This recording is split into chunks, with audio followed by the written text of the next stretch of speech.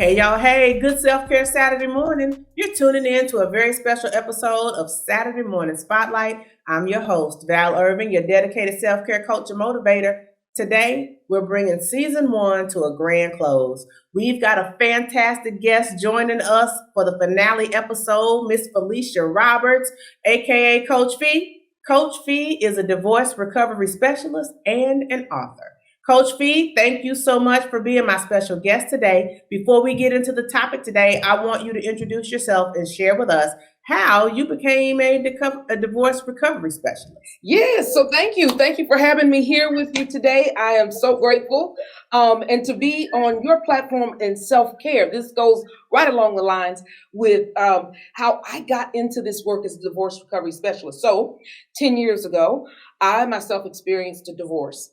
It was one of the most devastating times in my life. And what I found is I went to support groups and I was calling my girlfriends, but there was nobody to walk me through the journey of healing after a divorce, because there are really some major steps that you need to step on as you go through your healing journey, so that you can heal healthily, right?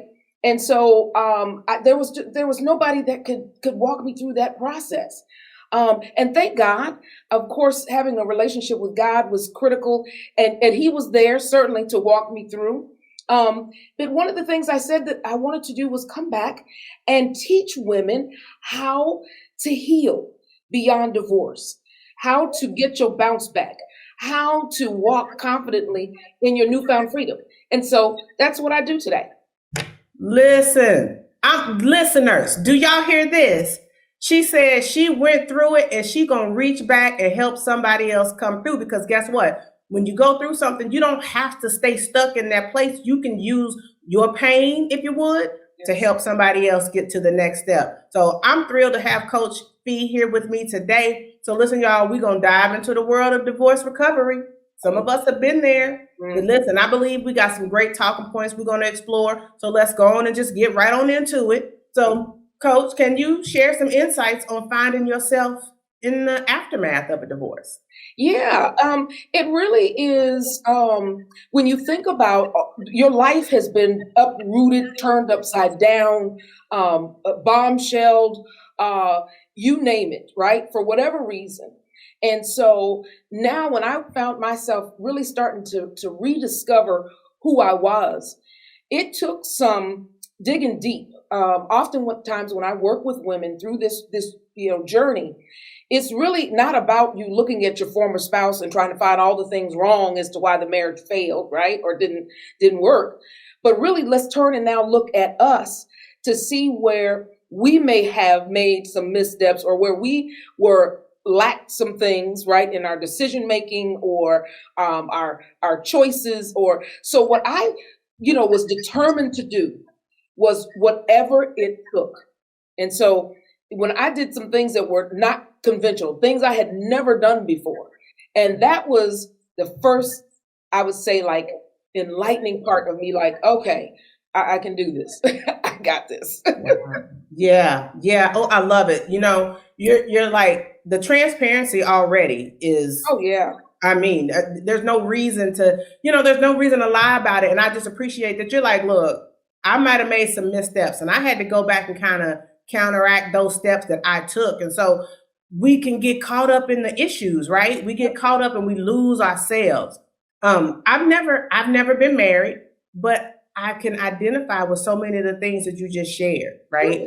And one of the things I think we sometimes forget about is boundaries, right? So what I want us to talk about real quick and hit real fast is that boundaries. That's almost a cuss word in today's world, because everybody feels like they got unlimited access to you. You start putting up boundaries and everybody's attitude rise high. It's like, no. This is not just for me, it's for you too. We need these boundaries. Yes. So can you share with the listeners and with me how setting healthy boundaries plays a pivotal role in this recovery process? Oh, definitely. You have got to have boundaries during this season. You are so fragile emotionally. I remember there were days I would come home emotionally spent, And my day was not horrible or not, but it was just the inner turmoil of the life that I dreamed of that was now over, right? And so I had to be real careful with who, where, and how I spent my time. And so I didn't care that if I wasn't able to make the next brunch, right, with the girlfriends, I needed people around me who understood that this time was critical for me in order for me to recover. So it's absolutely critical. Everybody at this time should not have access to you because you can't handle it and they can't handle you. Some of them. Hey, y'all. Hey, are you ready to supercharge your mornings with inspiration? Join us every Saturday on Saturday Morning Spotlight. So, here's how you can make your experience even better. Like our videos, share the inspiration, and subscribe to our YouTube channel. It's as easy as a few clicks. So, join us for your weekly dose of positivity and maybe even some behind the scenes magic. Stay connected, stay inspired with Saturday Morning Spotlight. Ooh, listen, you said the right word, fragile. Yes. Right? You are in such a mental state sometimes with, and like I said, you talking divorce. I've never been divorced from anybody, but I've had some really ugly breakups. Yes. And you just find yourself in that place of brokenness. And it's like, if I don't put up some boundaries, y'all are going to get all this stuff up out of me that has absolutely nothing to do with you. And then we losing friendships and all the other relationships because we haven't given ourselves enough time to heal. And the one thing you said earlier on was heal healthily, right? We got to heal healthily. And sometimes putting up those fences and those boundaries so everybody can't come in and handle us before we're in a place of healing. Wow. I mean, just phenomenal. Y'all, she talking real good up in here. Go ahead. But when you think about that, people are saying things. They're still asking you about the marriage. They don't care. You might run into somebody in the grocery store. They asking you, "Oh, where's like we ain't even together." Like, but they didn't know, right? It's just critical that you guard your own. You now need to take care of you, whatever that looks like. And so that's what I love to teach women is you talk about the boundaries and that it's okay because as women. We think we're the rock, right? Mm-hmm. And we want to make sure everybody knows we're there for them. But now it's time for you to be here for you. Absolutely. Y'all, she talking real good up in here. I know y'all if you ain't got your journal out, get your journal out, take a note or two, because she really is already just blessing because it is boundaries, it's a must, right? So absolutely. Coach, I want to ask this. With such a significant life change, right? And most likely with some pain and anger, right? Let's not pretend that it's all roses when we split. Oh, we split up amicably. No, we did not. It was a whole hot mess. So with that, pain and with that anger, how can we find moments of gratitude and gratefulness, right? I mean, with the breakup that I went through, girl, gratefulness and that kind of thing was not on my to-do list. I was trying to see how I was gonna pay a brother back. How I'm gonna get him. Right? So help us. Yes, and that whole thing you're talking about with the revenge, right? Mm-hmm. And you want to make them pay for what they did, right? But then ultimately, it's really us who winds up paying because the person has gone on with their life. So when you think about how do you begin to navigate those places, and first of all, be real about it. Be real with the fact that you can spit some nails right now. It's about being honest. I am ticked off about this. I am bitter about this. I am right. Be honest about where you are. That's the first thing is to be able to acknowledge that, and then you can start to break it down. Yes. Listen, I can hear you talk about this all day because all I hear is wisdom. Just coming through. That wisdom, y'all, is pouring through. And I say that because you can always tell when you're talking to somebody who actually went through a thing. Right? It rings so true. It rings true from the inside. Yep. Your thing that you went through meets my thing and they connect, right? And so I can hear that from you and I can feel that from you. And so I'm super appreciative again about the transparency. And you mentioned being honest. You could spit some nails. That's just how angry you are about the whole thing.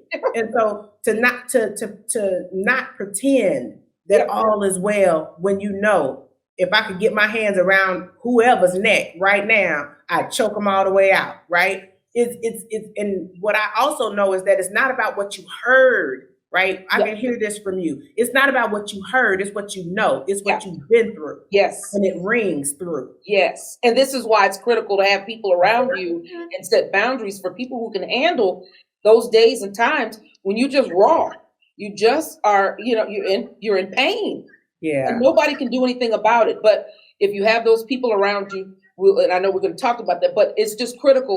This all kind of ties in together. But first, be honest about where you are. Yes. Well, let's just stay right there. That's what I'm saying. Let's just stay right there because it's flowing so right into it. What do you need? How important is it to have a good network of friends and a good social support? How does that being able to lean on that support network contribute to your healing? Oh my gosh. Another critical aspect, another stone you need to step on in your healing journey. When I think about healing, it just reminds me of the steps you take upward, right, in your journey. And so having that social circle that loves you you don't have anything to offer them. All they can do is pour into you and you just need to receive. But them being able to handle your fragility, them being able to handle the lowest depths of you and still love you. What I describe is I had people who came to me when I was on fire. And they walked with me through the fire. And we're still dear friends today, of course, but I really do believe it starts to define relationships. You'll see folks you thought were going to be there that aren't. And then you may find newfound friends that like, what? I didn't know she was even here for me like that. But when somebody can walk with you through the most ugliest, deepest, darkest parts of your life and still consider you a friend or a sister, that's huge. But how can you know unless you walk through them kind of them places in life? Yeah, girl, you listen, that rawness, that being, like you said, you're raw. Things are going on and you are just like on edge and you could just, you can almost feel people breathing, you so open, Yes. But I'll say this, you are really, really just blessing me today. And I really hope that the listeners and those that are watching, I really pray that they are blessed as well, because I'm sure that they feel the same way. Honestly, these things that you're sharing are helping in so many ways. Even if you haven't been divorced or in a divorce situation, or even if you haven't been married, this is just good talking. This is just real good. Right. Life related. Yeah, life related, yeah. And so I'm sitting here like, oh my goodness, I've never been married, but boo, like I said, I went through some really ugly breakups. That last one, it'd be that one to get you to where you're at today. That last one is what got me where I'm at. Boo, Self-care, right? I'm like, you know what? You got to stop looking at and what other people are doing and saying or whatever. What are you doing to take care of you?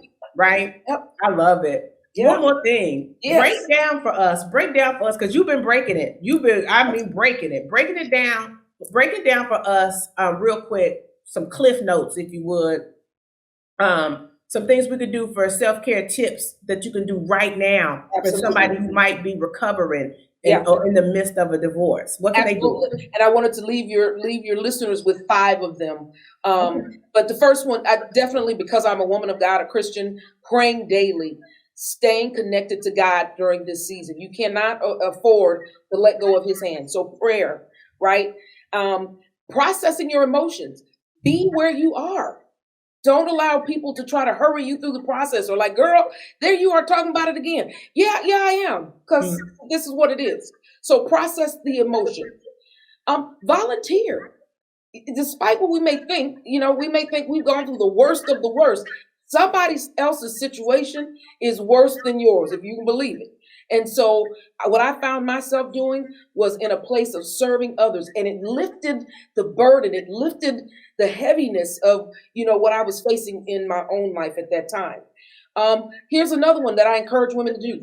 Take yourself on a date. How about that? Enjoy your own company, because you're asking somebody else to enjoy your company and you don't like being with you. So I learned how to take my own self on dates, and literally I would do just that. Go to a movie, go to dinner, have a good conversation, right? Yeah. But take yourself on a date, and so you learn to be with you. And then lastly, I say give yourself grace to grieve. We think, I gotta, because we got it all together, girls, and we're right. We usually handling things, but this Yeah. thing got you handled. So Listen. right, this Yeah. heartbreak, this divorce got you up in a. So learn how to give yourself grace to grieve. It's okay. It's okay. Ooh-wee. So those were the 5 things I thought of just off the top. It's off the rip, right? Them, and I love you guys. Oh my goodness. I'm telling you, this is good stuff. This is good talking. And I am so thankful that you came today and that Yes. you're sharing this with us because it just comes from such a place of realness, Yeah. And I'm hopeful and I'm prayerful that y'all, the listeners, that you feel it because I feel it. Yeah. I do. I just feel it because I've been there. Like I said, just and thank God for healing. Yes. Because honestly, when you stay in that stuck place, when you stay in that broken place, you staying in that wounded place. Oh my God, you be Yep. years, like I was, years getting yourself together, right? I was talking to a young lady just real quick who was telling me that her 90-year-old grandmother died bitter. Wow. And so Holding on to that same old anger. Yes. And if you don't find, I believe in, 3 things. I've said it, and that's therapy, that's self-care, and that's Jesus. I'm gonna need all 3 of them. All 3 of them together to get me to where I'm trying to go, to get me out of that pit, to get me out of that place. Listen, this leads me into wanting to ask you real quick. We mentioned at the beginning of the episode that you're an author. Yes. Let me first of all say congratulations, girl. Congratulations. Thank you. Yes. What a wonderful, wonderful accomplishment. But listen, I know our listeners want to hear some more from you. So would you please tell us about your book and tell us how we can get our own copy? Yes, absolutely. So I penned this book 8 years in the making. And it couldn't have come at a better time than when I was healed and ready to tell the story. So my book is called You Can Again, Picking Up the Shattered Pieces After Divorce. And it really just is a practical tool and guide and resource for women to learn how to walk through the journey of healing. One of my favorite chapters is called Cover Girl. And I talk about the mask that we wear as we come out of our healing journey, right? So every day you're determining what mask am I wearing today, because I can't let them see me go, right? I can't let them see the truth. But so that chapter really deals with helping you take the mask off, understand why you're wearing the mask. So the book really is centered around those practical steps that you can take. I'm all about giving you things that you can apply to your daily life. And so I do that. And then at the end of each chapter, I give you what I call wisdom pieces, so that, I just summarize the chapter with some pearls of wisdom for you that you can walk away. And at the very end, because I'm a journaler, I leave you some pages for journaling, so that as you're walking through the book, you're able to write down some and capture those thoughts that are really important and critical. Wow. You can again. Listen, you guys, tell us where we can get it. I don't think I heard you tell us where we can actually get it. Yes. So you can get your copies at Amazon.com. But if you go to my website, I will send you a handwritten or signed copy on my website at www.IamFeliciaRoberts.com. Ooh, I'm loving all of this. Listen, you guys, you can see Coach Fee know her stuff, y'all. So go on out there and get your book today. Don't wait, don't walk, don't run. Actually run. Go get the book. Coach Fee, you know what? You have really shared some wonderful insights with us today, and I'm grateful that you've been joining me in the spotlight today.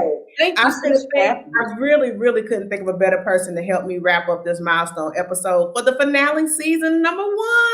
You guys, I'm so excited. But everybody knows, if you've been watching us any length of time, you know that each week we add a song, a self-care song to our self-care playlist. And it is Coach Fee's turn to add a song to this growing collection. What song did you bring us? Listen, Anita Wilson. If you haven't heard Anita Wilson, Uh-huh. she's got this song called Happy Being Me. It's my theme song. You gotta get that. Anita Wilson, Happy Being Me. Happy being me. Listen, you better get happy being you because you can't be nobody else. Everybody else is already taken, you guys. I'm absolutely loving it. Look, excellent choice. I can't say that I've heard it, but it's an excellent choice, and we're gonna add it to the playlist, and I will hear it because listen, the playlist is on point, you I guys. love that idea. Yeah, and with that, you guys, we find ourselves wrapping up season 1 of Saturday Morning Spotlight. I absolutely could not think of a better person to help me wrap up this season. I'm extending another huge thank you to not only Coach Fee, but also to all of our amazing listeners who have joined us each and every Saturday. The journey doesn't end here, you guys. We'll be back in the spotlight, better, brighter in season 2. It's only the beginning. You hear me? It's only the beginning. So, you guys, I'm so glad you got up to date with you on your mind. Until we return for season 2, stay in the spotlight, stay positive, stay inspired, and take care. I'll see you right here in the spotlight.